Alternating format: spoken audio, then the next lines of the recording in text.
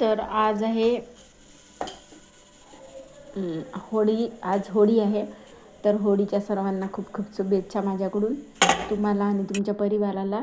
तर बघू शकता आज तर हा स्वयंपाक सगळ्यांकडे असतोच पुरणपोळीचा. कोणी कोणी बनवत पण नसेल आणि कोणी बनवत म्हणजे सर्वच जण बनवतात तसं पाहिलं तर बघू शकता आज तर तुम्हाला माहीतच आहे कोणता स्वयंपाक असते सगळ्यांच्या घरी. तर हे असं मी बनवलेलं होतं. पूजा वगैरे झाली होती, देवपूजा, आणि त्याच्यानंतर घेतला होता स्वयंपाक बनवायला. आणि काल म्हणजे 10:30 पावणे 11 वाजता म्हणजे बाहेर फिरायला गेलो होतो आम्ही.